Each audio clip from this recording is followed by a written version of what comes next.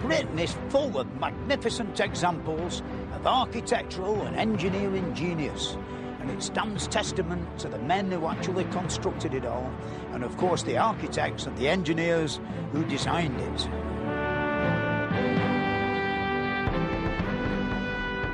From great Norman cathedrals like Ely and Peterborough, right through to the Houses of Parliament, we're going to be looking at mighty symbols of the progress that was made in construction and engineering over the centuries.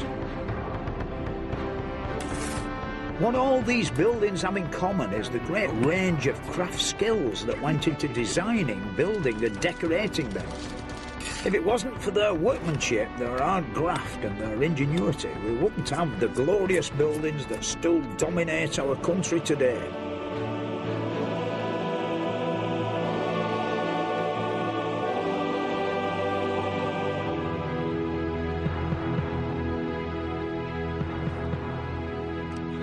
This is the story of the craftsmen and their ingenious methods who spent all their working lives through the last 1,000 years dedicated to the building of Britain.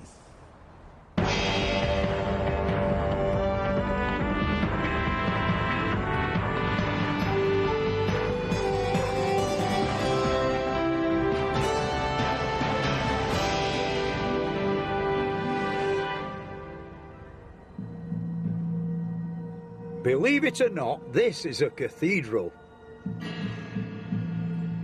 This is the Saxon Cathedral of St. Peter's in Bradwell-on-Sea in Essex. It was built 1,300 years ago using stones from the remains of an old Roman fort that has stood on this spot.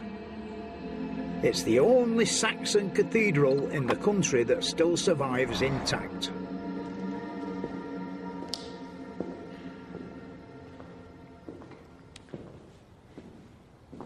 It isn't very big, is it? It must be all of 50 foot long by 25 foot wide. In fact, it's so small it'd fit in my back garden. Before the Norman conquest, most Saxon churches were small like this. But then in 1066, William the Conqueror defeated King Harold at the Battle of Hastings, and everything changed.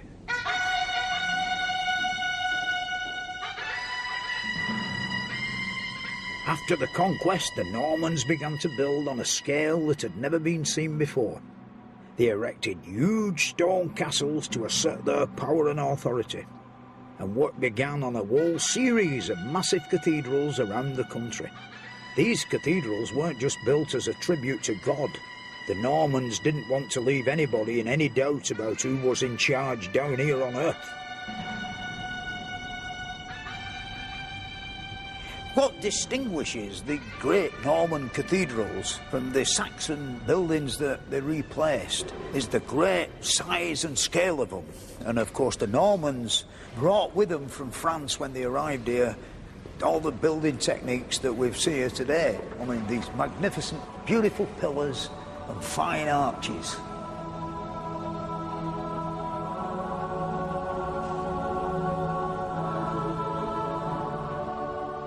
Needed a massive labour force to construct buildings of this size, and the Normans, who more or less press-ganged the Anglo-Saxons into doing all the labouring. It must have been bad enough being conquered by them, never mind doing all the donkey work as well. And the work was on such a different scale than anything they'd ever done before. These were like the largest buildings in England at the time. Strength and simplicity are the main features of this style of building. It's based on very thick walls, which gave the whole thing quite a chunky look. This huge expansion in the building trade led us to the building of some of our most magnificent cathedrals. One or two haven't changed since the day they were built, but the majority of them have been added to and messed about with over the centuries.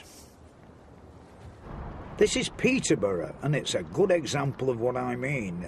This wonderful west front was added at the beginning of the 13th century, nearly 150 years after the Norman conquest. But once you get inside Peterborough, you can see it's one of the finest and purest Norman cathedrals in all of England. And here, standing in the main crossing, with its magnificent 3 tiers of Norman arches, complete with chevrons and fancy bits, you get a real feeling of what Norman cathedrals are really all about. It's nearly 500 feet long and just slightly over 200 feet wide. And to the top of the tower, it's 143 feet.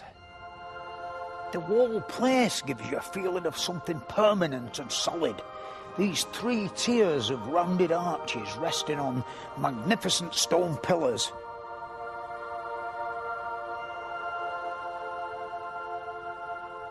The great columns that support all the arches are not built of solid masonry, but as tubes filled with rubble. A tube has more rigidity and it's lighter than a solid pillar, and it's quicker, cheaper and easier to build. When you look around on the surface of some of the stones, there's these interesting masons' marks, and the modern stonemasons even use them to this day. And in a way, it's a signature of the man who actually made that particular stone. And if there's any rough workmanship, I suppose they could nail him. The thing is that when the place was built, you wouldn't be able to see any of these marks, because the whole place were heavily lime washed and painted. An example of which can be seen just up there.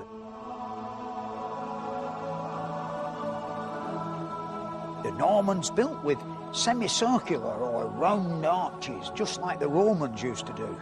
And of course that's why sometimes they're called Norman and sometimes they're called Romanesque. The arch really is the main thing about all these cathedrals. It did basically 3 things. It saved material, it also looked very attractive, and it let lots of light flood in from the sides. Of course, lots of people wonder how they built arches. Very simple, really. You make a wooden framework or centering and build round it. Then take the frame away, and if it's been built right, the arch will stay in place without the wooden support. Success! The more courses of brick or stone you build on top of this, and the more weight that goes on it, the more solid the whole thing becomes. At least that's the theory. I'm going to attempt to sit on top of it and see what happens. Here we go.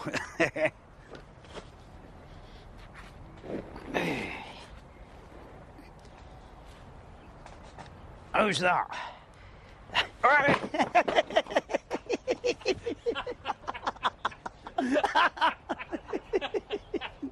Just...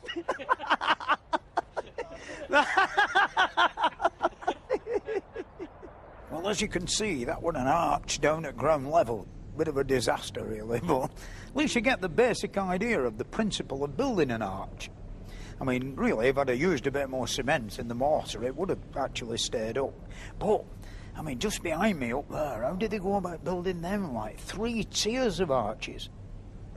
People sometimes think that these early builders had no machines to help them, but that's not so. Peterborough has a great windlass or winding engine which was left in place inside the roof when it was being built. Up here, I've got somebody who can tell us all about this wonderful piece of machinery. And this is Zachary over here, who's an expert in medieval engines and winching machines. Now then, Zachary, tell us, all about it. This is your beautiful model that you've made, isn't it, of this particular thing behind us? Yes, thank you. It's known as a windlass, and I might suggest that it's really a hoist. The windlass would have a vertical spindle, which was rotated to all bit like an angles. horse gin. Exactly, exactly. Whereas this is a hoist, but we can call it a windlass and oblige the people in the past who called it that. My idea was that as the wheel rotates, the wheel being 10 feet in diameter, approximately, and the shaft is about a foot in diameter, means that you have a 10-to-1 ratio. Now that means that a 12-stone man would effectively be able to raise 1,500 weights. And because of the principle of the rope going through the block and tackle over the weight, then back up to what I think was used, the ring anchor, then that would double, again, the efficiency, which means that the 12-stone man now could lift 30 hundredweights, 1.5 tons. Such a person, I've calculated, could lift that weight to 100 feet in about a quarter of an hour. And then he would need a rest.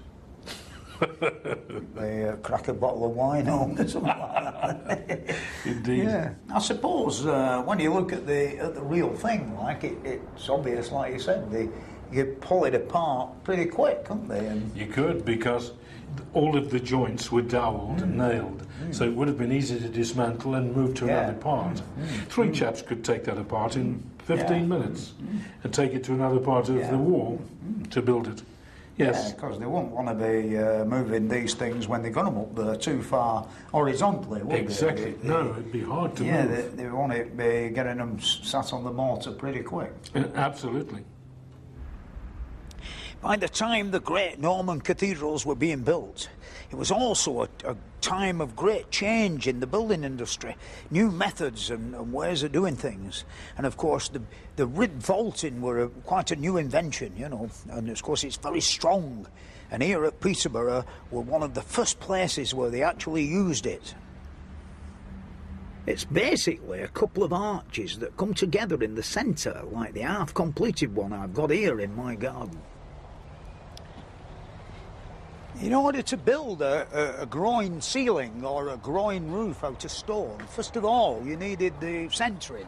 That's what this is here, and the centering of course is 2 wooden arches, one leaning on the other one. And of course when you started to lay the masonry around the bottom, it was important that you kept it same height all the way around, so the weight on the centering stayed basically the same, as you might say. The next bit is the exciting bit. I'm going to knock this block of wood from underneath the centering, and hopefully the centering will fall out, you know, or fall down, and hopefully the arch will stay where it should do, stay stood up. Here goes.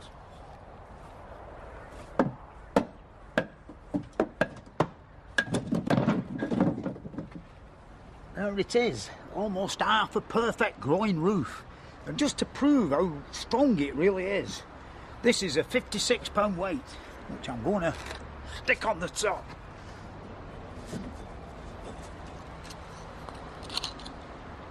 How's that? See, I mean, it's only 2 inches thick, but it's holding that. You know, in real terms, it'd be a few 100 tons, I should imagine. Groining like this would take the weight of the walls above and give them added support. If you study the stonework, there's all sorts of interesting things that you can see, and just behind me here, you know, I found this unbelievable mistake that were made. Up about 4 or 5 feet from the edge of the parapet, there's this series of 5 stones with semicircular notches in, which if you study a bit below, where the arches with the pillars below, obviously these stones were cut to have something to do with that, and yet weren't needed, so they've put D-shaped filling-in pieces in and worked them into the wall above. It's quite obvious that the economy were at the top of the list and they didn't really waste a lot. The huge scale and solidity of a cathedral like Peterborough is a symbol of the Norman idea that the church was a powerful agent of state control. So it's no surprise that they built some of their greatest cathedrals in centres of Anglo-Saxon resistance to their rule. In the years immediately after the conquest, some parts of the country held out longer than others. The East Anglian Fenlands was one of these, and here Saxon rebels waged a guerrilla war against the Normans. Once they were defeated, the Normans wanted to make sure it wouldn't happen again. So what they built here was a massive demonstration of their power and authority.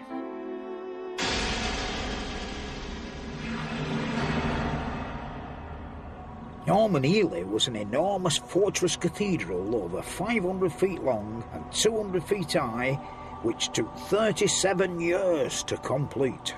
This magnificent tower is almost like a Norman keep. It's complete with battlements, and it's over 200 feet high, and it dominates the whole area, and you can actually see for miles from up here. You hardly needed a castle when you got a cathedral like this. Like Peterborough, Ely is one of our best preserved Norman cathedrals, but one of the things I find particularly interesting here is the effect that alterations and additions made by later builders had on the original Norman structure, like the tower for instance. The tower's even taller now than it was when the Normans first built it, because 300 years later they erected this magnificent octagonal-shaped bell chamber behind me. It sits on top of the old Norman structure, dominating the landscape. The only problem was those later medieval engineers didn't do their calculations very well, because the alterations to the tower put a massive extra weight on the old Norman foundations. They realised that the original walls weren't strong enough to take all this extra weight, so they put a sort of stone skin inside the original tower. It's quite ingenious, really, and if you look down you can see how they reinforced the new arches to take the strain. The main body of Ely Cathedral was built over a period of 100 years. You can see how the way it was built changed over this time, as the Normans improved their techniques and moved on from the round arch to the pointed Gothic version.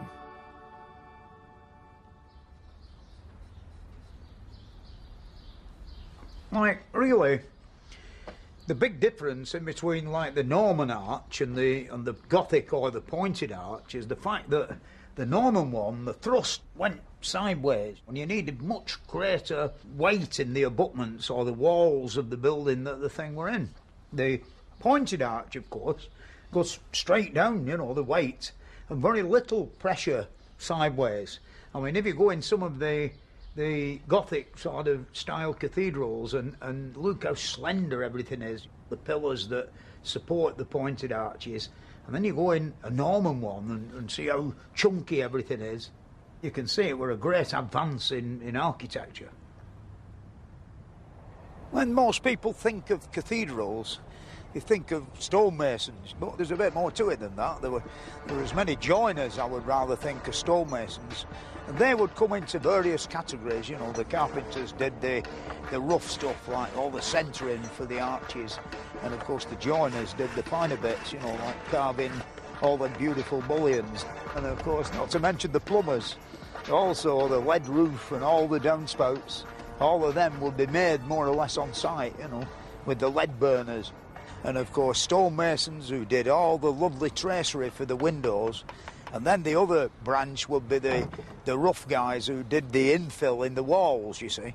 And of course down here on this grass at that time, it would be an hive of industry. There would be quite a few wooden sheds that the craftsmen had actually made themselves to protect themselves from the rain and the weather and the elements. There'd be a bit like castles, building season. When sun come out in summer, they'd all be happy and crashing away up there on the walls, but in winter, I suppose they spent most of the time underneath a roof down here, chiselling beautiful tops for columns and things of that nature. Basically, the stonemason's craft involves two types of work.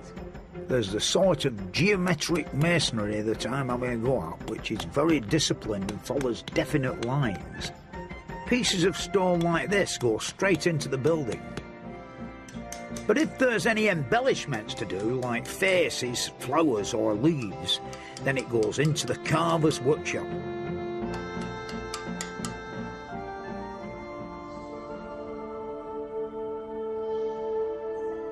When you look closely, you can see that the whole building is filled with their intricate handiwork.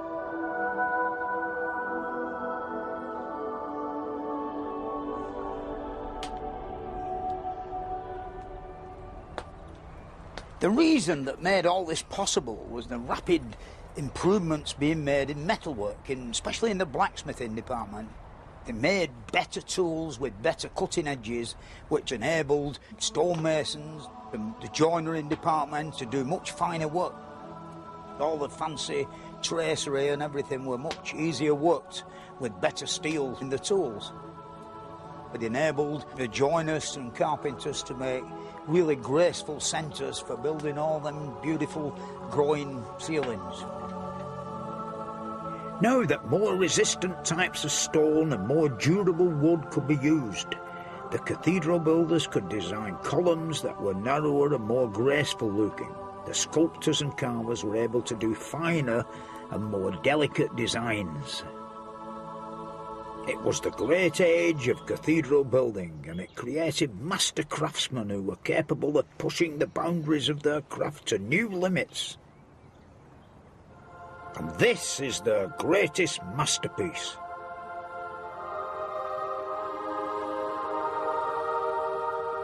In 1322, the central tower collapsed, destroying the Norman choir. But instead of rebuilding the tower, the cathedral bursar Alan of Walsingham designed an octagon to replace it. It was an amazing feat of engineering that began with the building of 8 huge stone pillars over 100 feet high. But the biggest challenge they faced was the fact that the roof over this space needed to let in the light. And this is the solution they came up with, the lantern. It was designed by William Early, King Edward III's master carpenter, and it took 14 years to build.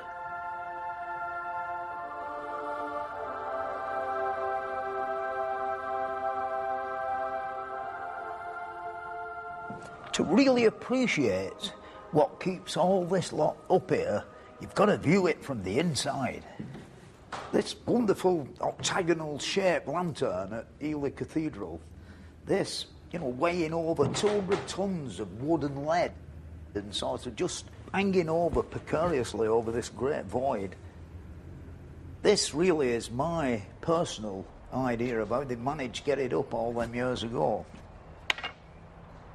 These beams here, they're really the main ones, and the horizontal one down below it.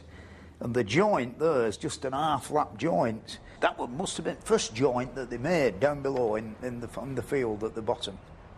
They would obviously bring this great, 50-foot-long block of oak in at the bottom and raise it up and then stand it on the corbel or in the slot down there in the dark and have it leaning out at this jaunty handle.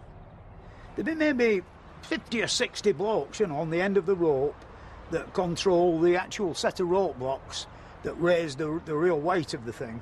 And of course, as it came up, it'd have other guy ropes on and men pulling the bottom out and keeping the top roughly in the right shop. And when they got it in a position where they could anchor it to the stonework, the next stage of the game would be everybody would be holding onto the ropes while some intrepid character crept out onto the stonework and shoved in the big iron pin. This would have to be sort of repeated 8 times all the way around or 16 times really, because there's 2 for every corner.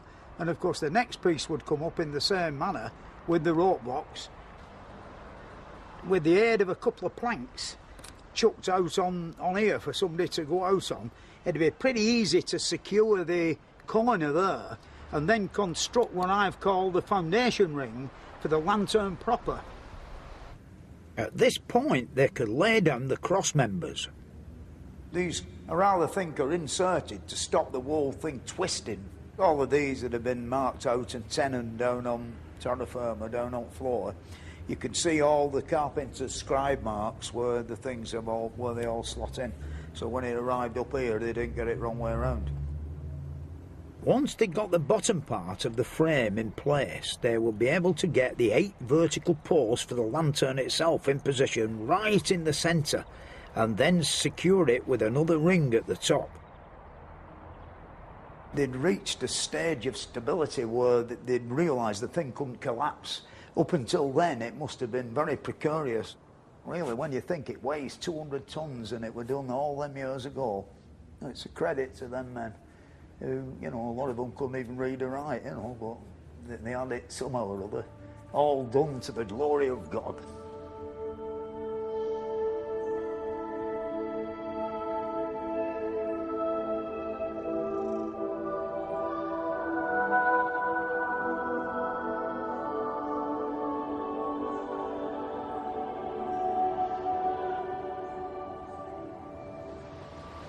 In Norman times, the church was very powerful, and the bishops, not only were they the builders, but they were the warriors as well.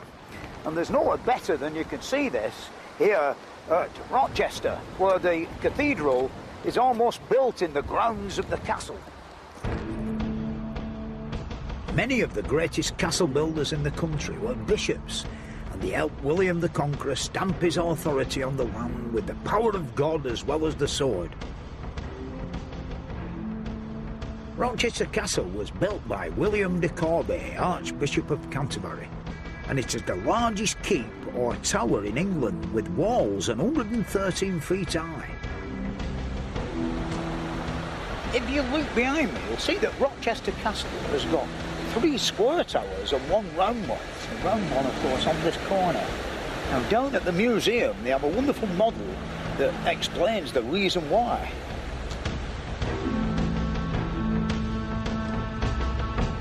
In 1215, King John held siege to Rochester Castle, but it only lasted for 5 weeks, and here's the reason why.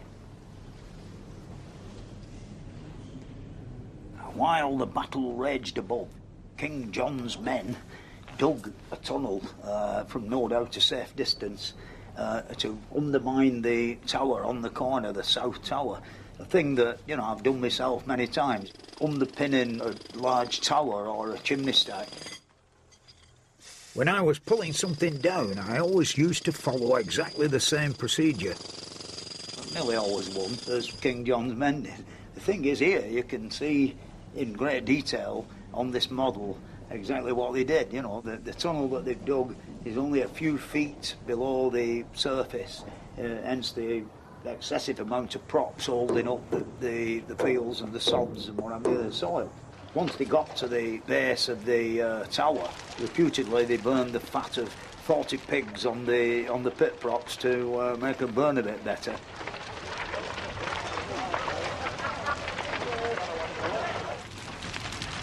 The order has obviously been given to retreat. The fire's now raging. There's a man there with a stick with a fire on top of it, like a torch. It's quite exciting. There's always that constant worry as to, is it going to fall down or is it not? In this case, it all did come tumbling down.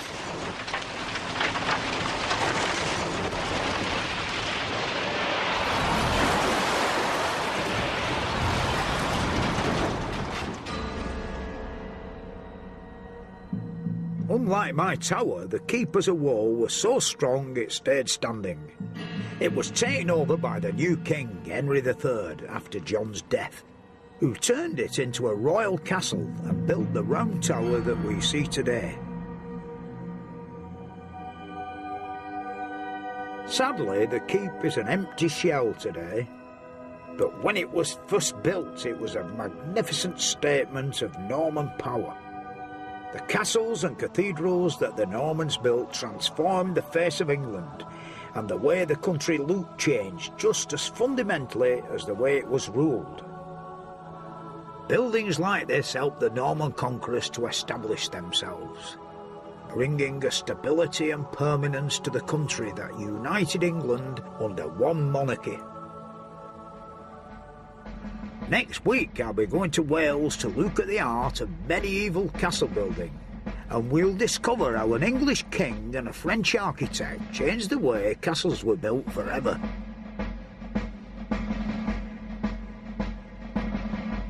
If you'd like to find out more about the building of Britain, then why not visit the website at bbc.co.uk/history.